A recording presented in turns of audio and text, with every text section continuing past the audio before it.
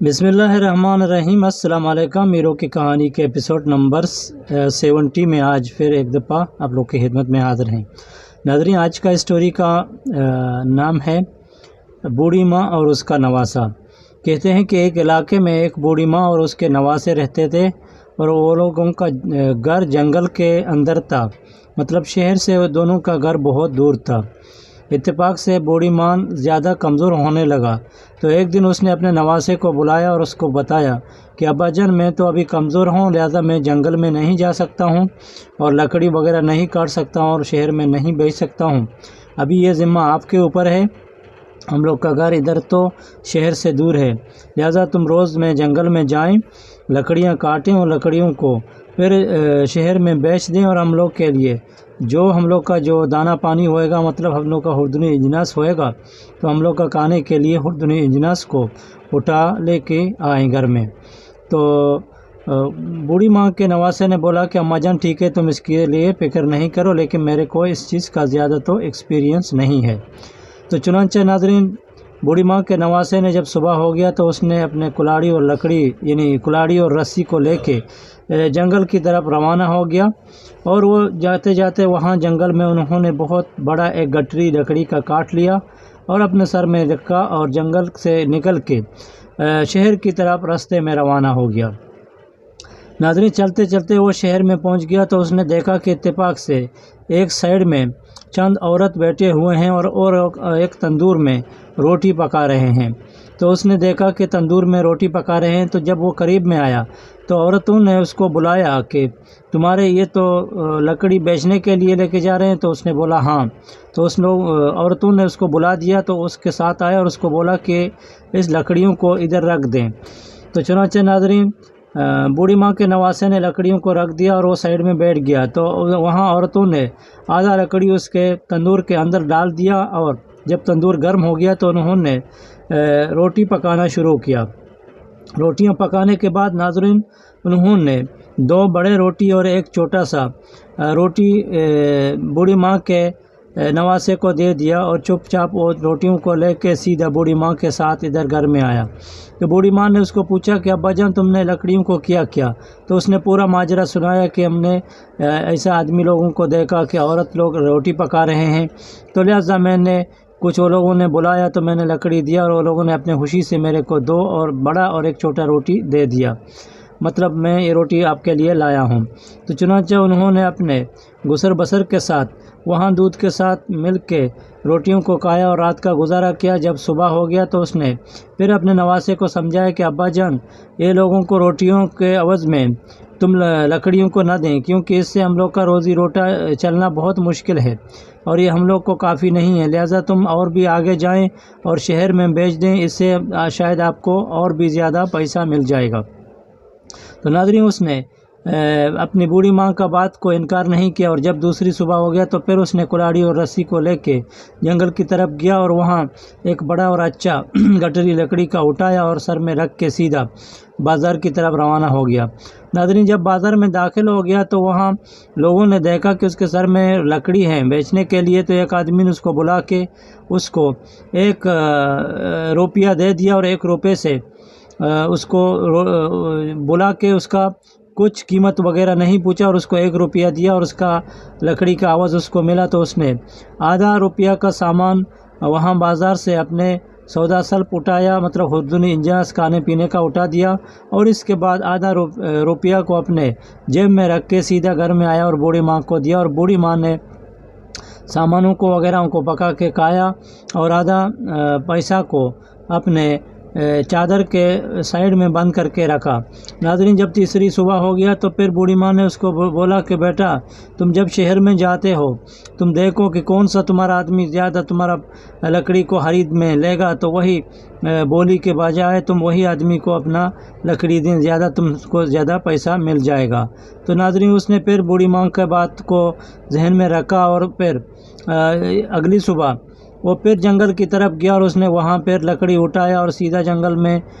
نکل کے شہر کی طرف چلا گیا، اور شہر میں ادھر کھڑا ہو گیا تو ایک آدمی نے 1 روپیہ اور آٹانا یعنی 2.5 روپیہ اس کو دے دیا۔ تو اس نے چپ چاپ لکڑی اس کو دیا اور وہاں اس نے آٹانے کا مطلب سامان لیا اور 1 روپیہ باقی سیدھا بوڑھی ماں کو دے دیا۔ تو پھر ناظرین بوڑھی ماں نے اس کو تنبیہ کیا، بتایا کہ جو بھی تمہارا لکڑی کو زیادہ لے گا تو وہی آدمی کو فالو کر کے دیکھیں اور زیادہ بیچنے کا کوشش کریں۔ ناظرین پھر اگلی صبح تو وہ بھی گیا لکڑیاں کاٹنے، اور پھر انہوں نے بازار میں لے کے گیا تو اس بار اس کے لکڑی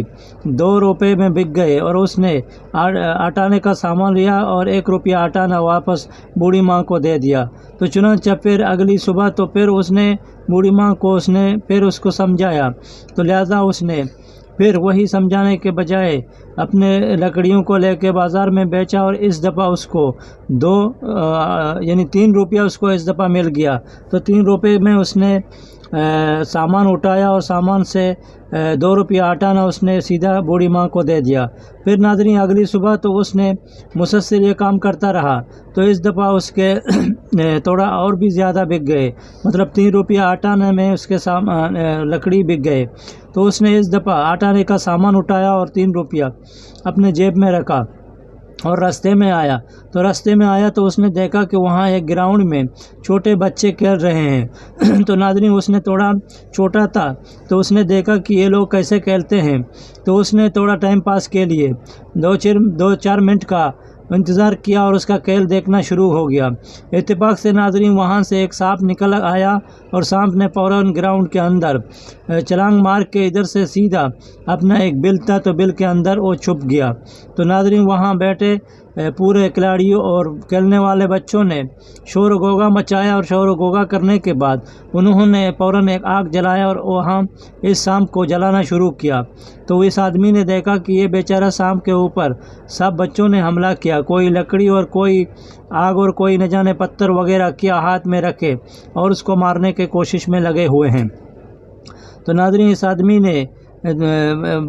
بوڑھی ماں کے نواسے کے دل میں رحم آیا، تو اس نے سوچا کہ کیوں میں اس سانپ کو بچا لوں۔ تو اس نے بچوں کو بولا کہ اس کو کیوں مارتے ہو، اس نے تو آپ لوگ کا کچھ نہیں بگاڑا۔ تو بچوں نے بتایا کہ یہ ہم لوگ کا دشمن ہے اور یہ انسان کا دشمن ہے، لہٰذا ہم لوگ اس کو چھوڑتے نہیں ہیں، اس کے لیے ہم لوگ اس کو ابھی ضرور ماریں گے۔ اور سب آدمی مارنے کے لیے الرٹ تھے۔ تو اس نے دیکھا کہ دوسرا کوئی تو چارہ اور دوسرا کوئی راستہ بھی نہیں۔ تو چنانچہ بوڑھی ماں کے نواسے نے اپنے جیب سے 3 روپے کو نکال کے بچوں کو دے دیا، بولا کہ اس پیسوں کو تم لوگ لے کے جائیں، اور لہٰذا اس سانپ کو چھوڑ دے کہ وہ اپنا راستہ میں جائے گا۔ تو چنانچہ ناظرین بوڑھی ماں کے بیٹے نے بچوں کو پیسہ دے دے تو بچے پورا دکان کی طرف چلے گئے اور وہاں سودا سلپ دینے اور کچھ مٹھائی وغیرہ کھانے کے لیے گئے۔ تو ادھر اس نے سانپ کو نکال کے باہر کیا، تو سانپ نے اس کو بولا کہ تم اگر آج نہیں ہوتا تھا تو میرا زندگی چلا جاتا تھا، میں تو اصل سانپ نہیں ہوں، میں تو اصل میں کوئکاب کے بادشاہ کا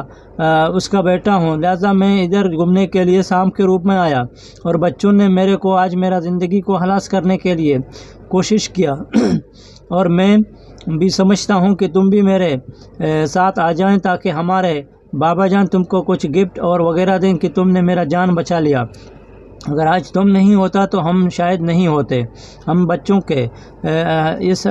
حملے میں نہیں بچتے تھے۔ تو چنانچہ ناظرین اس نے بولا کہ نہیں، میں تو جاؤں گا کہ میرا بوڑھی ماں تو وہاں میرا انتظار کرتا ہے۔ تو اس نے بولا کہ نہیں، تم میرے ساتھ چلو، تم کو وہاں کچھ انعام وغیرہ بھی مل جائے گا۔ تو چنانچہ اس نے بولا کہ نہیں، تو اور بھی ٹائم لگے گا۔ تو اس نے بولا کہ نہیں، زیادہ ٹائم نہیں لگے گا۔ تو ناظرین اس نے کیا کیا کہ اس نے سانپ کا بات مان لیا اور دونوں ایک دوسرے کے ساتھ وہاں راستہ پکڑ کے اس سانپ کے گھر کی طرف روانہ ہو گئے۔ تو ناظرین بوڑھی ماں کے بیٹا اس کے ساتھ ایسا چلتا رہا، اور وہ جب ایک نزدیک میں ایک جگہ میں گئے تو اس نے دیکھا کہ وہاں ایک بادشاہ کا محل ہو گیا۔ تو محل کے اندر وہ دونوں داخل ہو گئے، تو یہ ادھر ادھر دیکھنے لگا۔ تو سانپ کے بیٹا نے اس کو بولا کہ ابھی تم نہیں ڈرو کہ میں اپنا روپ کو بھی چینج کروں گا۔ تو ناظرین اس نے اپنا روپ کو چینج کیا، اور دیکھتے ہیں کہ کل کیا ہو جائے گا۔ آج بس اتنا، ڈیلی ہم سفر کو دیں اجازت، بنے رہیں اور دیکھتے رہیں۔ کسی کا رائٹر ہے علی جمعہ زامرانی اور اس کا ریسرچ کرنے والا ہے نصیر عاقل رند۔ اپنا خیال رکھیے، ٹیک کیئر، گڈ بائی، اللہ حافظ۔